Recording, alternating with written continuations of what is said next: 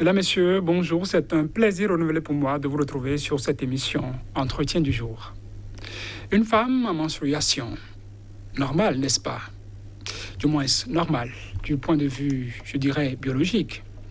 Sorti de ce contexte, les menstruations ne sont pas toujours bien perçues, surtout dans nos sociétés africaines, où les croyances déterminent souvent les rapports entretenus avec telle ou telle réalité. Du coup, parler de menstruation, ce n'est pas courant. L'ignorance étant la nuit où commence l'abîme, comme le dirait le poète, des dégâts peuvent vite être déplorés. Et si on sautait les tabous, qu'est-ce qu'on y gagnerait? Nous échangeons à propos avec Aïchatou Salifou. Elle est activiste féministe, spécialiste des questions d'hygiène menstruelle et des serviettes hygiéniques lavables et réutilisables à l'ONG Demoiselles, qui s'intéresse entre autres au sujet de l'hygiène menstruelle. Elle est chargée de formation. Bonjour à vous, Madame Salifou. Bonjour, monsieur le journaliste. Merci d'avoir accepté notre invitation. Merci à vous pour l'invitation. Je disais en vous présentant que vous êtes spécialiste donc, des questions d'hygiène menstruelle et des serviettes hygiéniques lavables et réutilisables. Vous êtes activiste féministe. Oui. Sur un continent où vous parlez de ces genres de choses, de ces sujets, c'est pas courant. De quoi la journée d'une spécialiste de ces questions, de quoi sa journée est faite? Merci pour la question. Déjà, je vais faire un rétro-prospection sur mon background. Je suis spécialiste des questions d'hygiène menstruelle, mais je ne suis pas médecin, c'est-à-dire je suis activiste sur la question d'hygiène menstruelle. Au quotidien, je suis en communicante, je suis en marketing digital, mais je milite beaucoup dans les associations de jeunes pour pouvoir porter les informations vers les jeunes filles sur la question d'hygiène menstruelle, surtout leur permettre d'avoir accès aux serviettes hygiéniques lavables et réutilisables. Donc voilà, je ferai. Et de votre journée, donc, vous permettez aux jeunes filles d'avoir accès à ce type de serviettes. Exactement. Dans votre activisme, qu'est-ce que vous faites surtout au contact des populations sur le sujet? D'abord, sur le terrain, c'est des ateliers de formation en confection des serviettes hygiéniques lavables et réutilisables parce qu'on a constaté que les filles dans les communautés n'ont pas vraiment accès aux produits sanitaires lorsqu'elles sont en menstrues. Donc, du coup, qu'est-ce qu'il faut faire pour pouvoir pallier à ça? On a d'abord le problème de l'accès à l'information dans les communautés qui empêche les filles de jouir pleinement de leurs droits et d'être maintenues dans le système éducatif. Parce qu'une fille qui n'a pas assez, qui n'est pas préparée à avoir les menstruations, quand elle les a dans le système éducatif, elle a des difficultés à pouvoir gérer son cycle menstruel. Il y a que aussi les toilettes dans les écoles ne sont pas tellement praticables pour elle, donc elle n'arrive pas à se changer. Du coup, pendant les 5 jours, on reste à la maison et vous imaginez chaque mois, 5 jours, ça joue sur le rendu scolaire.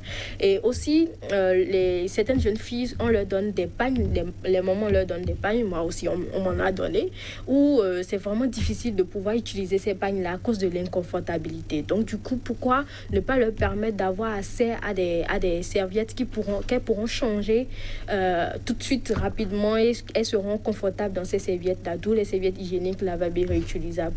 Bien avant cela, pour chaque atelier de confection des serviettes hygiéniques lavables, on fait des séances de communication pour pouvoir briser les tabous sur la menstruation. Parce que quand on pose la question dans les communautés d'où vient le sang des menstrues, la réponse tout de suite c'est que ce sont les déchets qui sont évacués, ce sont des débris de sang qui sont évacués. Donc du coup, pouvoir briser ce mythe-là, leur montrer en fait que le sang issu de la menstruation n'est rien d'autre que la dégradation de l'ovule et de la muqueuse utérine qui était préparée pour recevoir un œuf. Du coup, quand ça se passe comme ça, beaucoup comprennent.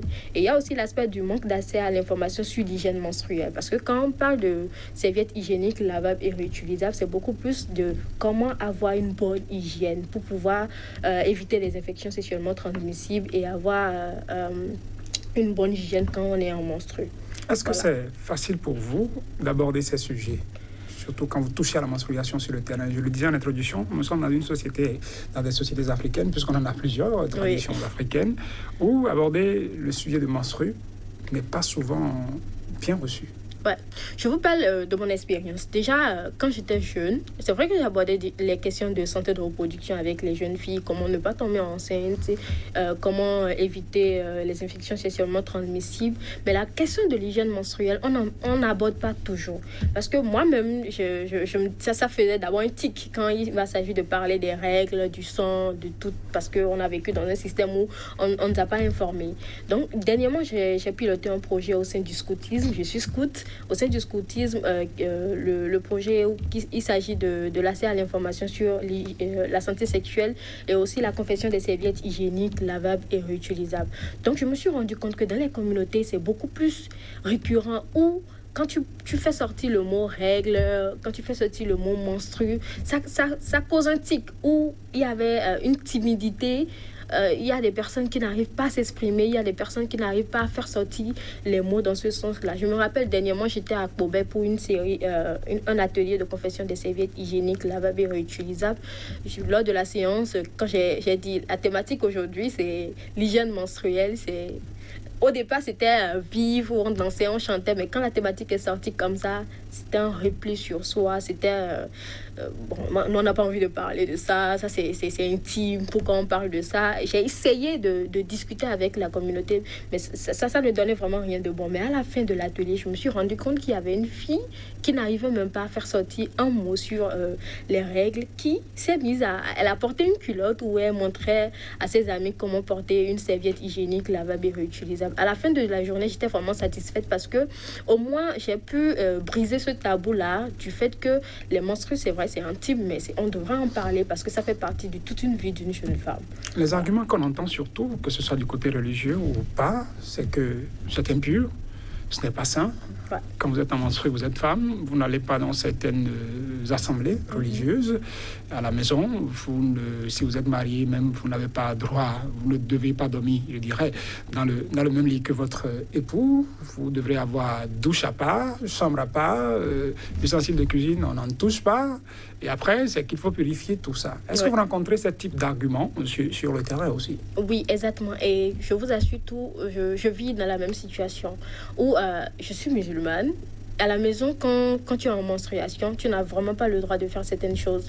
Tu n'as pas le droit de prier, par exemple. Tu n'as pas le droit... Et c'était un argument pour nous, parce que quand on voulait échapper à certaines choses, on dit tout simplement « je suis un peu ».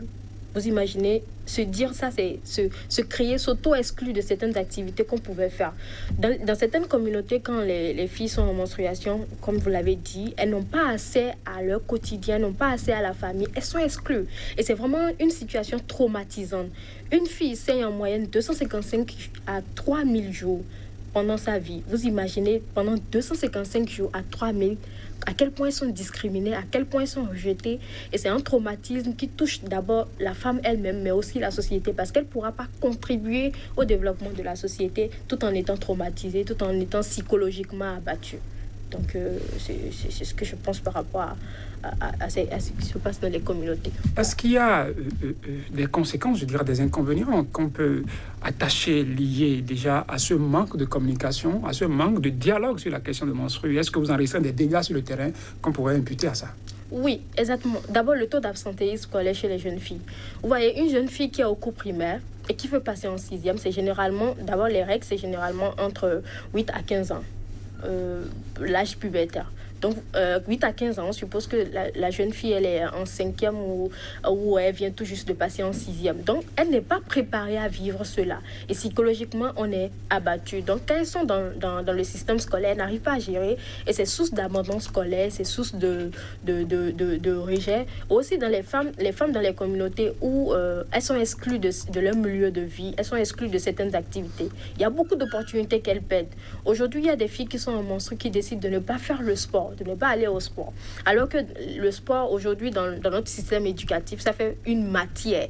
Donc, une fille qui rate le sport juste parce qu'elle est en menstru peut rater des interrogations dans ce sens-là, et ce qui pourra jouer sur le rendu scolaire.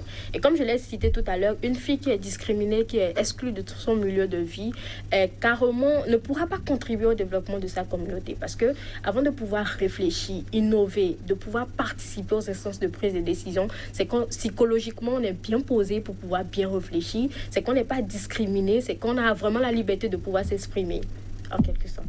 Et déjà, hein, ça, c'est entre autres dégâts, parce Oui. que, ben oui, quand on n'a pas des informations sur la menstruation, on peut vite choper. Maladie, grossesse, tout ça peut tomber Oui. dedans. Je vous dis, franchement, merci. De l'information, parce que l'information, c'est le pouvoir. Une fille qui a accès à l'information, elle pourra prendre en toute ligne des décisions pour son développement. Du coup, il faut renforcer les informations. L'UNICEF, les statistiques de l'UNICEF, 3 filles sur 10 manquent les cours quand elles sont en menstrues. Nous en sommes à 3 aujourd'hui. À combien serions-nous demain? C'est la question que je pose tout le temps quand je vais sur un plateau. C'est vrai que nous en sommes 3. Il y en a qui disent que c'est vraiment minime, que la question n'est vraiment pas essentielle, que ce n'est pas une priorité. Mais devrions-nous attendre arriver à 100 filles, par exemple, qui manquent les cours, avant de pouvoir agir? Moi, je pense que l'ACE, c'est maintenant pouvoir travailler pour que les filles puissent avoir accès à l'information, aux toilettes propres dans les collèges qui sont adaptées à leurs conditions, mais surtout aux produits sanitaires pour leur permettre d'être maintenus dans le système éducatif. Aïchatou Salifou, je rappelle, vous êtes activiste féministe, spécialiste des questions d'hygiène menstruelle et des serviettes hygiéniques lavables et réutilisables. Vous êtes à l'ONG Demoiselles, au Bénin ici. Et puis là-dessus, dans cette ONG, vous êtes chargé de formation. Merci d'avoir répondu à notre invitation. Merci beaucoup, monsieur le journaliste. Mesdames, Messieurs, c'est tout pour cet entretien du jour. Merci de nous avoir suivis. Nos programmes se poursuivent sur SICA TV.